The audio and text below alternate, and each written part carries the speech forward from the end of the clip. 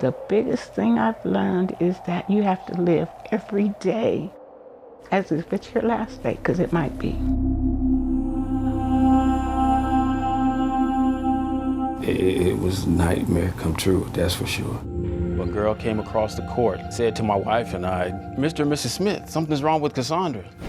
I was thinking maybe she was dehydrated, maybe she hadn't had enough fluid, and she just collapsed. Her eyes rolled back in her head. It was a devastating experience to see a child laying on the floor and you don't know what's going on, what's happening, and I was terrified.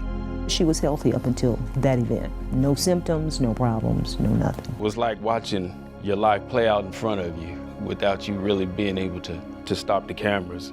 Our whole lives changed. Oh yeah.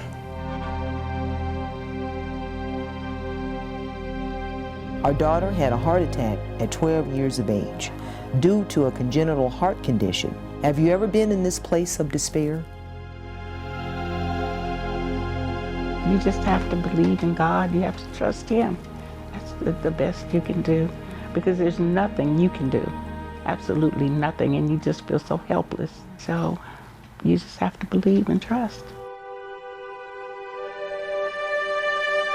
Just waking up, my eyes were blurry because I hadn't woken up for a long time. Once we did get there, Cassandra looked up and said, "Hi, Daddy."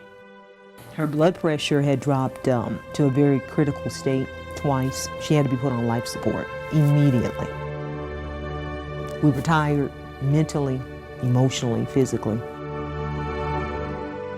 She had the corrective heart surgery first because they thought because of her youth and her good health that it would repair itself. Never thought that, it would ever get that serious in her young life, at least. Things happen as you get older, but for a 12-year-old, it was just too much. We discovered that the middle lobe of her right lung had necrosis. It had died. So that's why she was spiking these high fevers.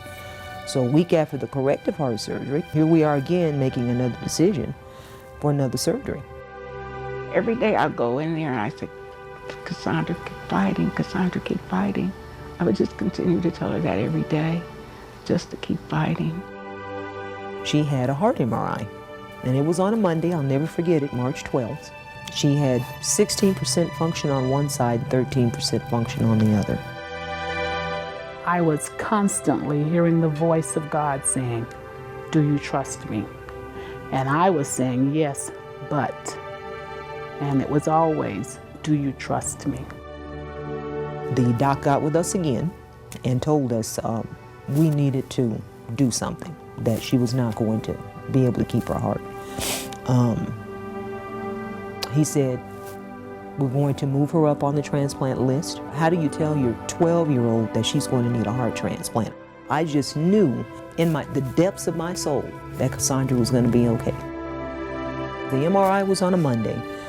They moved her up on the transplant list on a Tuesday, and Wednesday morning about 5:30, we got a phone call that they had a heart. I couldn't believe it. I said, "What, there's a heart already?" It was less than 24 hours. It doesn't happen like that. The doc came over to me and Al and her sister's grandma and said, "I'm going to do the best I can for your daughter." And off she went. Oh, this is my survivor scar.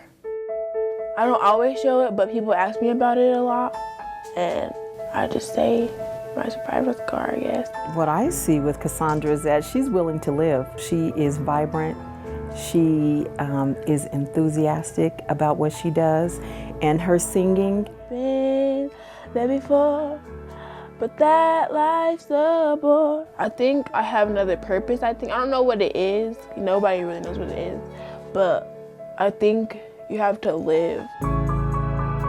I would say give to the American Heart Association as if you're giving for your own son or daughter, your own mother or father, or sister or brother, because you never know when something may happen to one of your relatives. You just never know.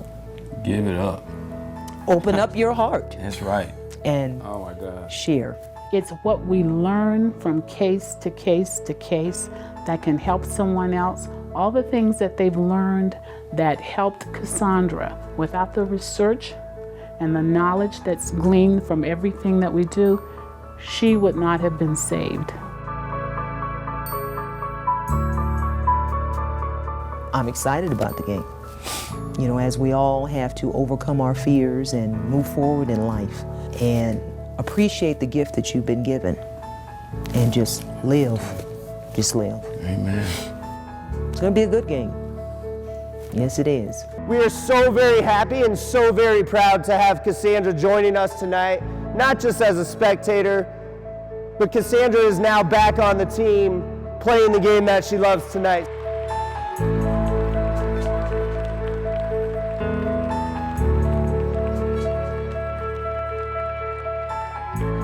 I'm so blessed every day. Every day I look at that child, I am blessed.